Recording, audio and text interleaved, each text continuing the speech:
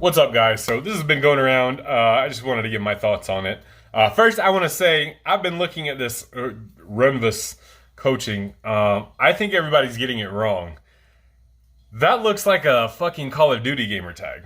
I think it's "Are you envious?" If I teleport myself back to Modern Warfare 2 and Black Ops, I don't know, circa 2008 or 9 or whatever it is, that looks like a gamer tag. I think it's "Are you envious?" I think everybody's getting that wrong. Anyway, I'm 40 years old. I'm in pretty good shape for a 40-year-old. My physique is good for a 40-year-old, if you will. I'm certainly not a physique guy. That's never been my goals, but my physique does what it does based on the training that I do, of course. And I like where I'm at. Especially those of you guys have seen, my transformation. I spent many a year as a 308-pound power lifter. My last 3 competitions were as a 220. Anyway, Scott Herman looks great. As we get older, our priorities and our goals change. Our view on the world and many things within it change as we age. And if we're talking about fitness, we're in the fitness community. Scott Herman appears to be the fucking definition of fitness. So yeah, if after 20 years of training, looking like that is what happens, sign me up.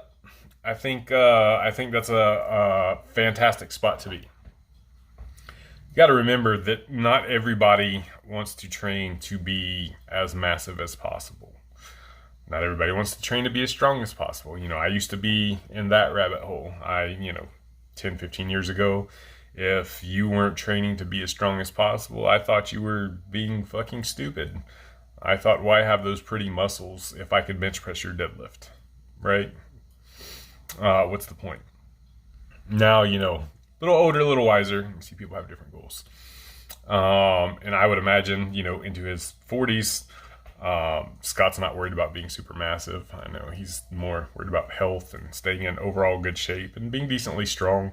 That's kind of where I'm at now. So it's easy for me to see that. Again, I am also 40.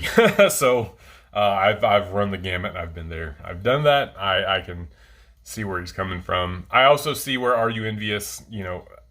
I was that mind track in that scenario. His is obviously more muscle mass and having a big muscular physique, whereas mine was overall strength. But I could see myself when I was that age saying, "Oh, you've been lifting for 20 years and you only squat blah blah blah, or you only bench press blah blah blah. What's the point?" Or if that's all I had after 20 years, I wouldn't. That's bad. It's terrible. It's trash. Whatever the case may be. But that's not reality. You gotta look at somebody. Where did they peak? When they were following their goals, right? How far did they get? I squatted almost 800 pounds. I deadlifted over 700 pounds, and I bench pressed 550 pounds. I did pretty good at my peak, especially back then. Of course, the standards now are always changing, always going up. And it's great to see the next generation coming up. And I would imagine, looking at bodybuilding, I'm not super deep into the bodybuilding game, but, standards and stuff change over time. What's big, 20, 30, 40 years ago may not be the same standard as what's big now. And, it's always ever changing. But you got to keep into perspective that people's goals and stuff change. And within the sphere of fitness, again, Scott Herman is doing fantastic. And I think where he's at with his physique and how he looks and how he feels and how he carries himself is definitely aspirational, for a young guy. It's kind of hard to see the big picture. You do want to see all these big mass monsters and you're like, yeah, I want to be jacked and fucking strong. And I get it. Like I said, been there, done that. But you also don't need to disparage somebody who's kind of at the end of the road and, goals have shifted. They've either downsized or, put those big aspirations aside for other things. Also, keep in mind when you're talking about somebody training for 20 years, when you're in your early mid 20s and you maybe don't have a family, you don't have a wife, your career may not be set in stone. The gym may be your focal point. Like that might be the biggest part of your life. And by all means, absolutely get after it. That's the time to do it. But you'll take that and you'll scale it up to 20 years. Be like, oh, well, if I was doing this for 20 years. But that's not reality for most people. You're going to get married, have a family, you might get a promotion, get more responsibilities at work, things like that. So while you're still consistently training for the 20 years, you're not going in there and absolutely fucking killing it 5-6 days a week. Your diet's not 1000% dialed in the whole time. You're not necessarily getting all 8 hours plus of sleep every night, because the gym, it's no longer your main focus. It's still a big part of your life, but now it's playing second, third, fourth, fifth fiddle, to, wife, kids, career, etc. Maybe you pick up another hobby that you like better than the gym, but you still keep the gym. So there's that too. And I know Scott's got a lot of other things going on. I'm now at the point where I'm a single father. I have a girlfriend with kids. I have custody of my kid. So I don't always get to pick and choose when exactly, I'm going to be at the gym or whatever. I've got another hobby now, do jujitsu, etc. Other things going on. I still, I've seen Are You Envious use his 425 bench press to mog some smaller guys, which I'm a big fan of mogging people like that. Don't get me wrong. But even under 220 pounds, I've benched 456 in competition to competition standard. Totally natty, bro. So, oh, you're natty, we can tell. Watch this bench. I can still do that. So just keep all that stuff in mind. Now to the juicy part, pun intended, when he said that natties are just afraid of needles. This is absolutely absurd. And maybe he's saying that just to attract attention, or to go viral. He's really good at doing the internet thing, social media and Instagram reels. I'm not even like following him or anything, and his reels will routinely pop up on my feed. So he's very good at playing that game, which, is a skill in and of itself these days. I know it's easy to shit on influencers for the sake of being influencers. And I'm not saying that's what he's doing, but, people are definitely strategically playing the algorithm game. And for good reason. There's money to be made. There's careers to be had in this space, and I'm not going to sit here and shit on that. But he's very good at that part. So maybe that's what he set up for.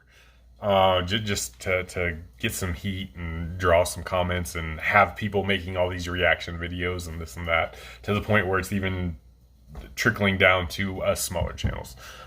So fair enough if that's what the case is, but and nobody's afraid. I've never really considered doing steroids. I mean, maybe once or twice it's crossed my mind. But I was born in the 80s, and we grew up in a very anti-steroid era. And a lot of that is, rammed in the back of my head still. And then the main thing for me, like even as an adult, and seeing that, maybe it's not, they were being a little bit over the top, a little reefer madness, for those of you who get that reference, with it. But there are definitely side effects. The main thing for me is an added variable. I don't like a whole lot of variables. I like things to be pretty simple. And there's an added variable. That's why I don't coach people who take gear. And that's not because I have something morally against them doing it. It's just that it's an added variable, especially when peaking for a meet. I know they've got different protocols and stuff. I don't know how that works, in conjunction with how they're peaking and stuff. So I just don't. I refer those people out. I have turned down probably 5 or 6 lifters in the last year who filled out my questionnaire, and said that they are enhanced. And I was like, look, here, go to this guy or this guy. I would feel a lot more comfortable sending you to them than me doing your programming. But as far as being scared, like, almost everybody has tattoos now, right? Tattoos are super fucking common. If you ever got a shot at the doctor's office, that's way more pleasant than sitting for a fucking 6-hour tattoo. So being scared of needles is absurd. I think he just said that for the shock value, to get, people talking and stuff like that. I don't think that was a serious take on his part. If it was, come on now, that's fucking absurd. What I will say in regards to this, and I've been saying this for years now, if you're a grown-ass man, woman, any other gender you recognize yourself as, and you want to take gear, that's your right to do so. I would advise everybody, waiting as long as possible, not making permanent decisions when you're young, because your outlook does change later in life. The way you view the world, the way you view things changes later in life. Goals change later in life, etc., etc. For most people, jumping on gear is going to be a lifetime decision. And the less amount of lifelong decisions you can make when you're very young and impressionable and haven't fully formed your own identity yet, and trust me, you think you are in your early to mid-20s, you're not. You'll look back at yourself when you're in your 30s and 40s and be like, man, I was a fucking dumbass. So the longer you can wait, the better. There's certain people who I would gloss over for because they just have this innate drive for mastery of a particular area. And I understand why some of them choose to hop on gear a little sooner. But speed running, just being a big gym bro, that seems like a decision that a lot of people end up regretting. And to this day, I've never heard somebody say, I regret staying natural.